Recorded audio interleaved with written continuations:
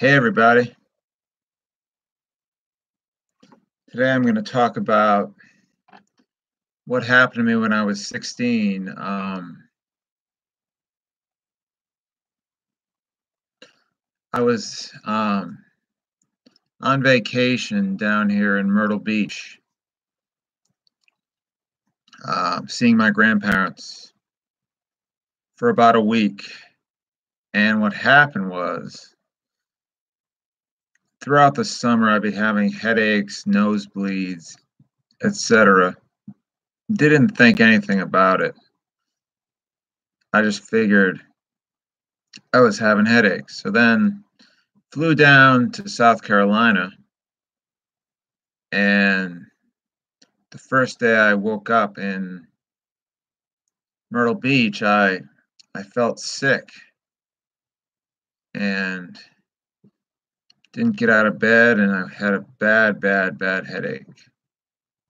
So there I was in Myrtle Beach. I didn't feel good. And it goes without saying, well, I did have strep throat very previously. And what happened was I was taking antibiotics at the time. And everyone in my family thought it was a reaction to the antibiotics. So the day before I was supposed to go back home, I woke up and I started throwing up, and the headache was much worse. So my grandmother brought me to a local hospital, and I have to say, if it wasn't for her asking question, because they told me it was just a flu, but she said with headaches like that, and they did a CAT scan, and the guy comes out and he asks me and my grandmother if I've ever been born with large ventricles in my brain, and we said no. So all of a sudden I'm rushed to MUSC in an ambulance, and I had an emergency surgery, another surgery there to get the swelling down in my brain, because it was called the pineal gland germinoma. But what it was it was pinching off one of my ventricles. The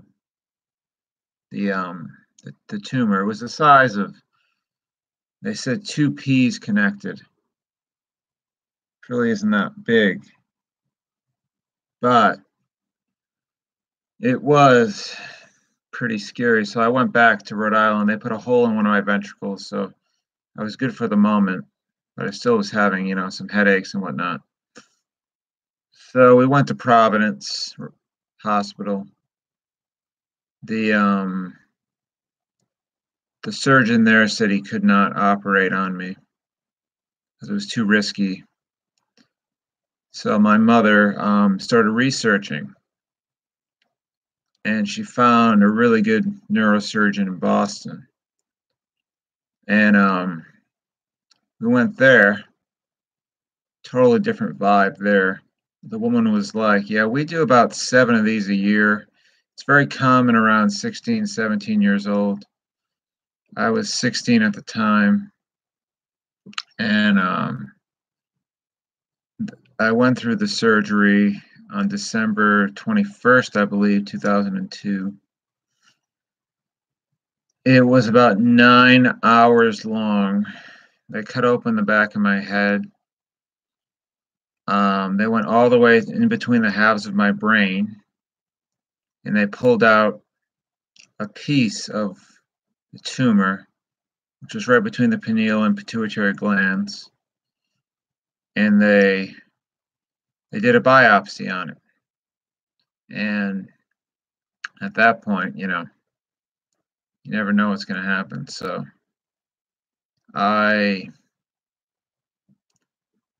we waited a few days, and first they thought it was an astrocytoma, which was would require chemotherapy.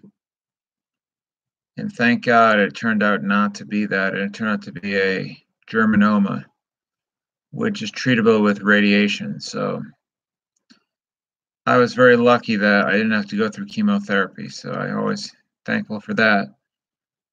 So I went through the 30 days of radiation while still in high school. At that point, I was only doing half days because I had to go to radiation around 12 or so, 5 days a week for 6 weeks. And it was, they told me, it was good news. They told me there was a 1% chance that it wouldn't work and a 1% chance that it would come back. So I like those odds. It's very curable, very treatable. I was very lucky that it was not something worse, because I know of someone who had something worse in the same area. So I go through the radiation, and about a month later, they do another MRI. I gotten used to those by now. I had about 20 of them, maybe not that many, but and it showed a massive reduction in the tumor, which I was very, very pleased with, very lucky. And they declared me in remission, which, it's great. And then I got a lucky break through the Make-A-Wish Foundation, which is really cool. What happened was they asked me if I wanted to meet someone or, do something, and when I was sick, I was watching a lot of Seinfeld. Love that show. I would laugh and, said, I want to meet Jerry Seinfeld. And they said, okay, well, we'll try to make it happen. And miracle of miracles, they did. He was performing in Wallingford, Connecticut. I think it was in April or May of 2003. So there is a funny story about trying to get to the theater where he was performing. But anyway, the limo broke down 3 times on the way there. And then it broke down again on the way home. We had to get another limo.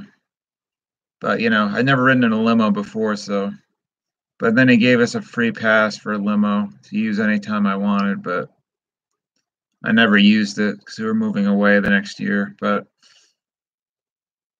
when I met Jerry, he was very nice to me, and I had wanted to become a comedian, so I had written down a few of my jokes, like maybe 10 or 11 jokes. And it was funny because I said, can you look at these and, let me know if I'm funny? And he said, yeah, of course. But he said he really didn't do email. So he said, I'll make an email account just for you. So he did. And he sent me back, some feedback about my jokes and said that a lot of them were very good.